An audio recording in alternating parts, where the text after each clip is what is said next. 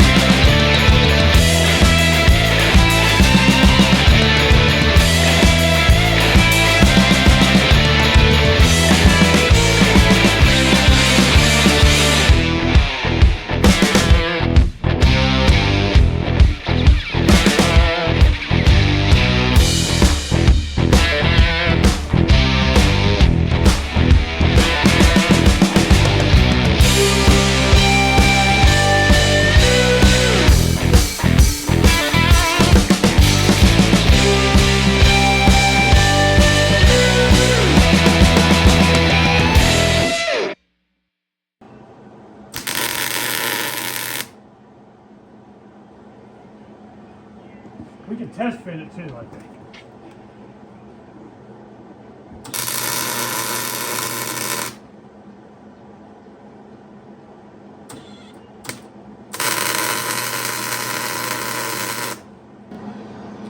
Okay. It goes like this? The other way.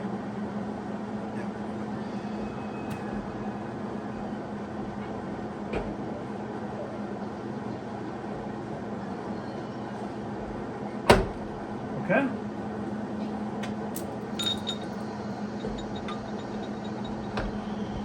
Gentle on your left and right. Press spin it. Spin. Seems like it's spinning to me. Oh, that's that part. You spin the carrier.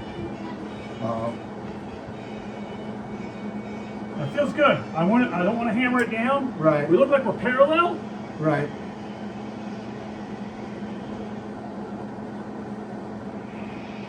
It's in this and it's in that one, so if it spins around pretty smooth. Yeah, let's get it out. Yeah, we're good to go.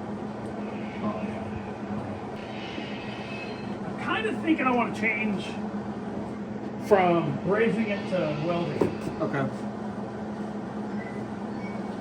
Whatever you think. I wanted to braze it when I wanted all of it to be brazed. Okay. Now that we have some weld on there, I don't know if I want to braze it with the weld on there. Right. Well, then you want to. Because what's going to happen with the brazing, it's going to heat up the iron red hot. It's going to swell. That's going to crack my welds. So we got to take the burrs off, otherwise it won't sit in the truck flat. Okay. And we'll drill holes crooked then. So you deburr both sides, you take a face. Now we're drilling flat.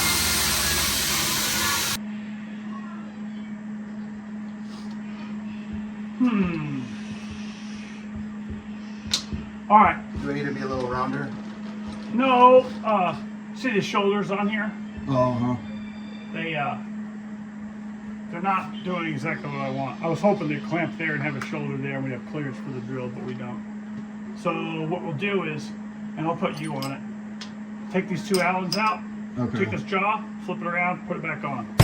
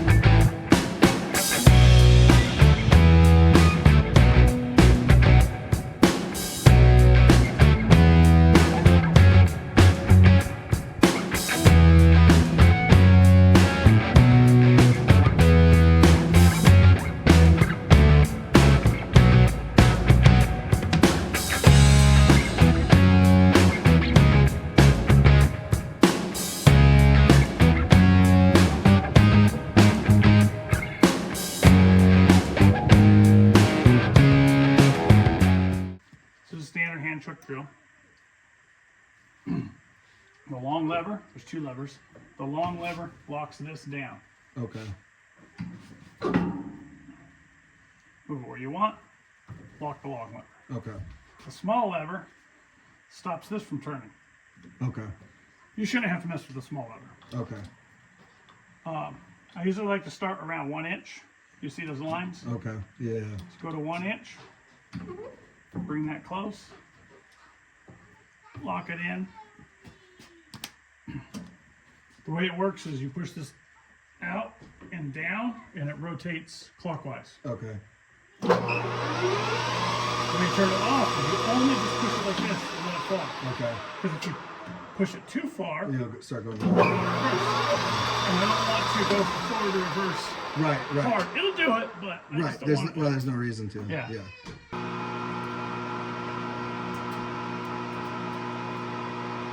The reason we're using this is to make sure our big twist drill doesn't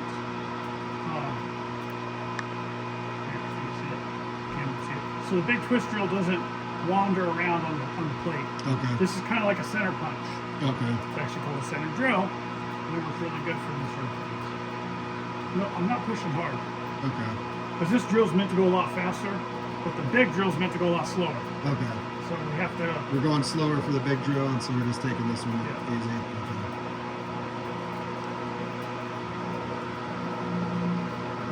I'll probably drill to about 1.5 inches on here. Okay. Because what I want is I want this tip to be all the way through, and I think it is. So I'll go back to 1, go in until it just about touches, lock it down.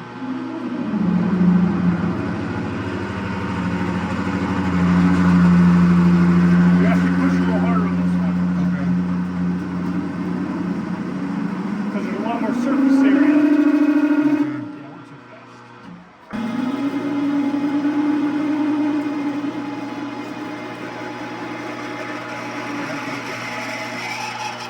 Go through all the way.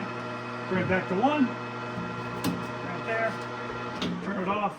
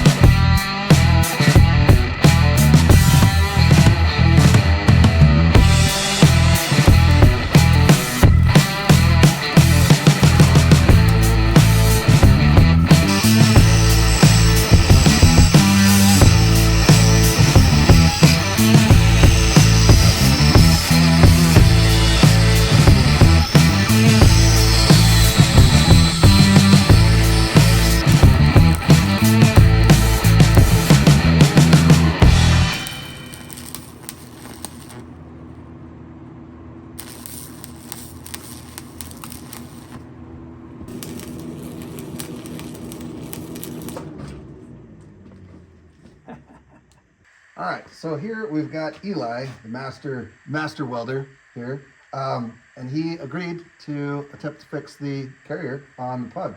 So, what do we got going on here, Eli? How are you going to fix this? So what we're going to do is we have to. Well, first off, it's cast iron, the part that's broken. So you can only weld it with nickel, or you can braze it with brazing rod. There is another method called silicon bronze, but we're not going to discuss that. But those are two main methods. Okay. Brazing, nickel. Okay. Nickel's outrageously expensive, which is what we're using. Brazing's a little more forgiving, but you got to warm up the whole part, and all the bearings would get smoked and overheated, and it would be hard to do. Okay. But that's not the challenge. The challenge is, how do you make sure this bearing and the other bearing run parallel to each other? Okay. That's the biggest. Okay. That's the biggest problem. And that's where we saw you earlier. We had the whole housing, the axle together, and you were sticking you were welding through the pinion shaft hole to try to tack it into place. Yes, we were using the axle housings as alignment fixtures and crossing our fingers that that they're good, right, and that me welding it more doesn't warp it. we had a window about that big to weld through. Not good enough. Or I guess it's good enough, but difficult. Right. So after it was tack welded, then we take it out and then we run full beads over it. I'm gonna do three passes. Okay. And let's hope that doesn't. I don't know why I want to spin that. It's hot, but I want to. It's like a turbo. Yeah. You stick your finger in there. Yeah, gotta touch it. So 2 or 3 passes to give it some structure. Believe it or not, there's no torque pushing through this weld. Okay. When the drive shaft, the engine's turning the drive shaft, and it's all turning, this weld is not actually propelling the machine forward. Oh, okay. This weld just holds this big gear in the proper place.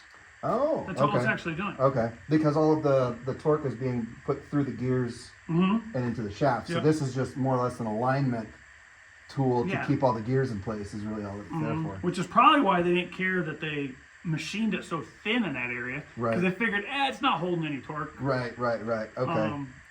But what it did do is, as the whole thing kind of went up and down, because you got these 2 bearings just bouncing up and down, it was really thin and it just eventually separated. But we're going to make that much thicker now. Perfect. But yeah, there's no torque there because all the torque comes into the ring gear. All the torque then goes to the housing, which then goes to the cross pin, which then goes to the spiders and out the side gears. Nothing comes to this side. Okay. Ever. Okay. So, yeah, and that's like you're saying. That's probably why they cut it down so thin right there. That was the first thing. As soon as I pulled that thing apart and I realized this is in 2 pieces, and I stuck it together, I was like, "Holy cow, that's paper thin! Like, who would machine it like that?" And that's why it was still driving. Right.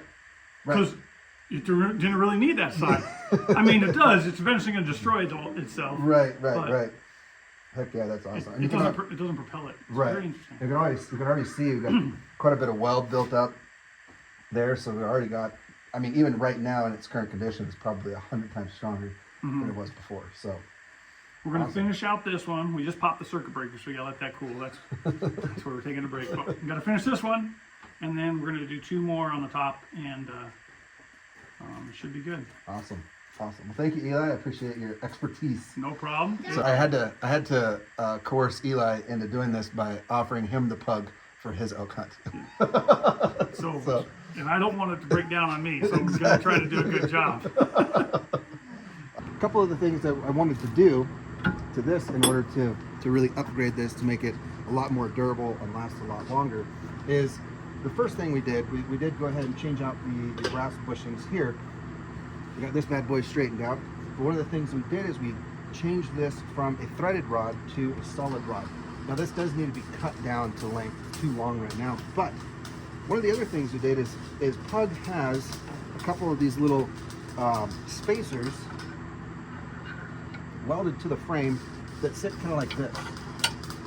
And that kind of takes up the space and gives the bronze bushings in here something to kind of ride on, and then the frame, actually these are welded directly to the frame. Well, 2 issues that we found is these guys on the Pug are wallered out like a lot. There's 50, 60 thousandths in there. It's welded out way too much. Two reasons for that being, well, one main reason for that being is the fact that it had the threaded rod, which allowed the rod to float, but also allowed the rod to spin inside the bore, which wore these out eventually. So what we're going to do to remedy that is we're going to do two things. We're going to be adding a second slug on the underneath side of the frame, and then we've got a big guy here. We're going to be putting this on the upper part of the frame. So now we're going to be doubling the thickness of the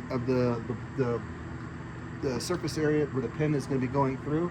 But then the other thing is we're going to be using an actual pin. We're going to be using what's called a captured flag. So this is going to be welded onto the pin. It's going to be bolted down, and it's going to keep the pin from being able to move. So the only thing that's going to be moving is this. The bronze bushing will be riding on the pin or moving on the pin. The pin will not be able to move. That's going to make the pin, and then doubling the surface area the pin has to hold onto the frame is going to increase the length, the longevity of the pin and the bushings and everything. It's going to make it last forever. The next upgrade that we made on this was, I showed you before, there were these rubber bushings that were in here where this part of this shaft goes into. And with it being rubber, it's got a lot of play and there's a lot of movement. So I decided to upgrade from the rubber to some plastic. This is ultra high molecular density plastic, and Eli machined these, and look at that. These guys fit in there absolutely perfect. We'll be able to put these on there with just a couple thousandths crush.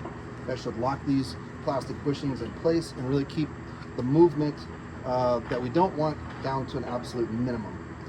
It might make the ride a little bit more rigid, but I think that's a payoff that we're willing to go with.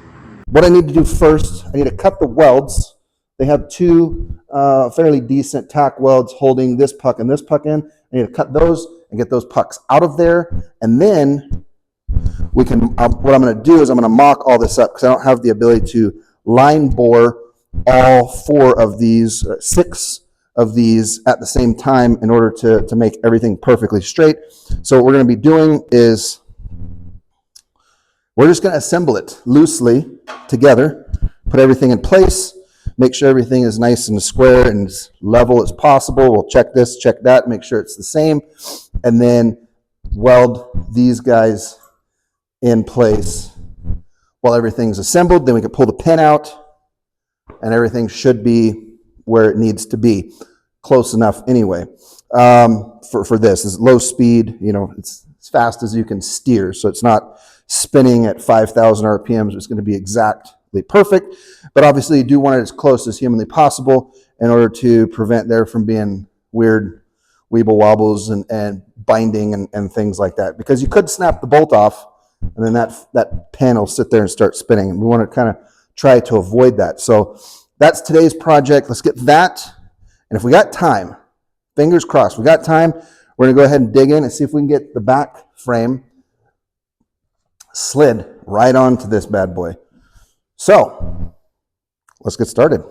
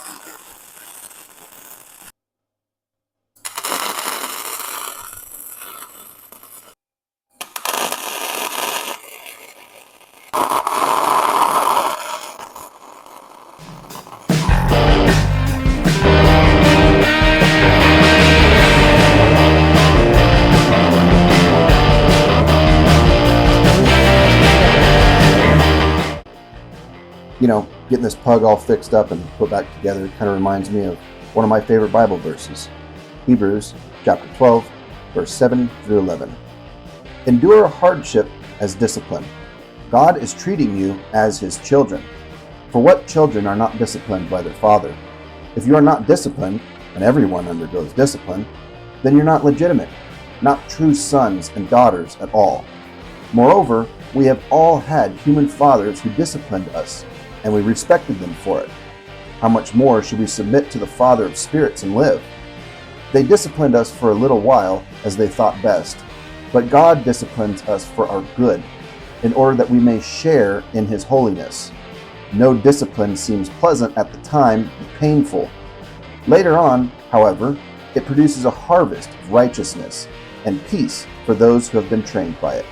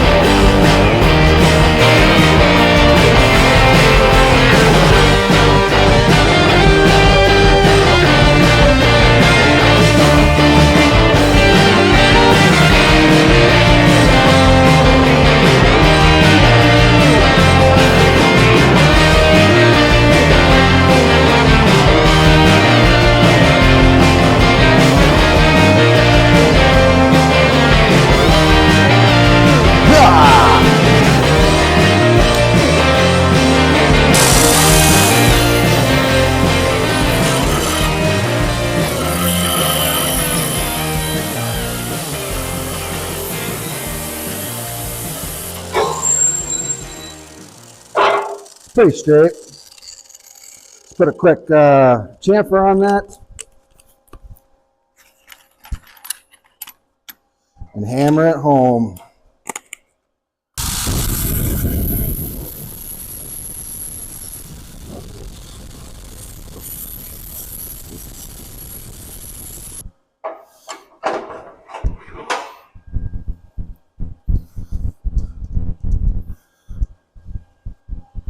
Let's give her a couple love taps.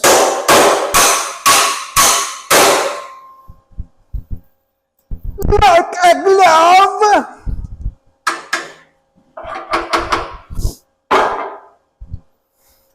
Now, check this bad boy out. Obviously, we still got to get our bolt in there to hold the flag, keep it from moving. But we've doubled the surface area of the words escape me. We've doubled the surface area of the bushings on the frames that are holding the pin. So the pin now has double the chance of surviving. We've replaced the brass bushings inside of the actual swivel here, and those are fine. That's a commonly replaceable item. We've doubled the bushing area on the pin down on the bottom.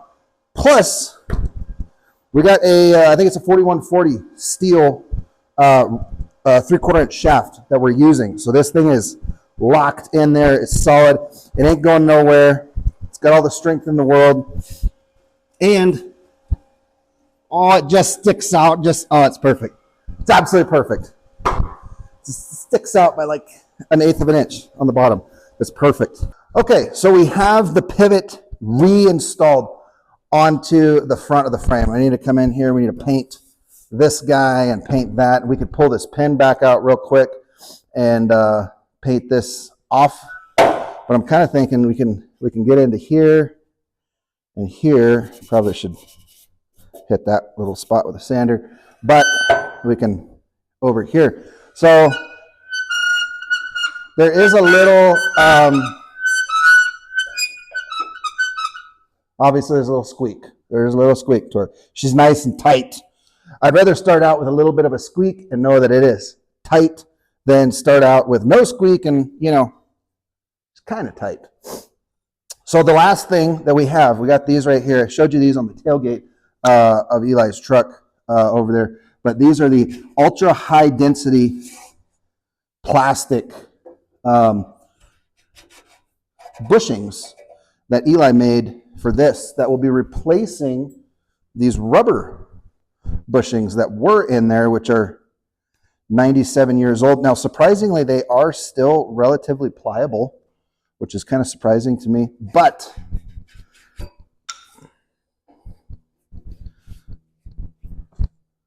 these have the tendency to, they're loose, first off, but they also have the tendency to be able to flex a lot, which is fine because there is no suspension on the PUG. And so, in all honesty, having a little something flex somewhere might be kind of nice. But the problem is they flex too much.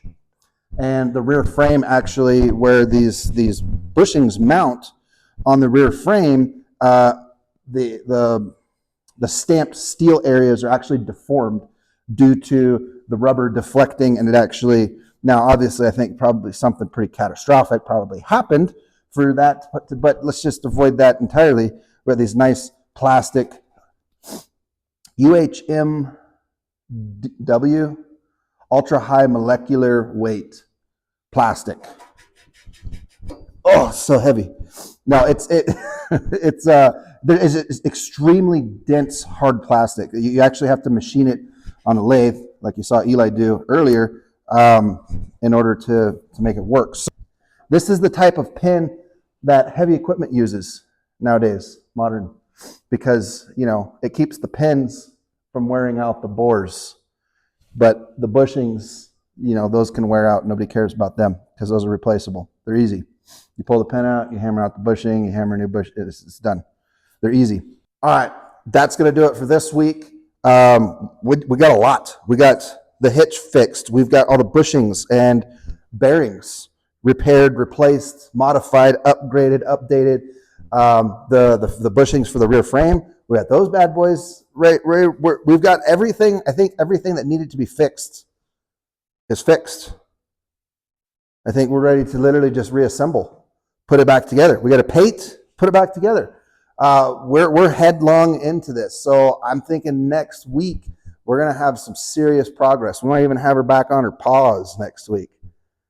Now that I said that, it's definitely not going to happen. Stay tuned. Come back next week and let's get this thing finished. I'm thinking maybe a couple, 2 or 3 weeks, and this thing is done. And then we take her out and we go see just how much of a beast is this thing out in the wild. So don't forget to like, comment, and subscribe so you don't miss a single episode of getting this PUG all put back together and getting it back on the road. Thanks for stopping by. Thanks for watching, and have yourselves a wonderful weekend.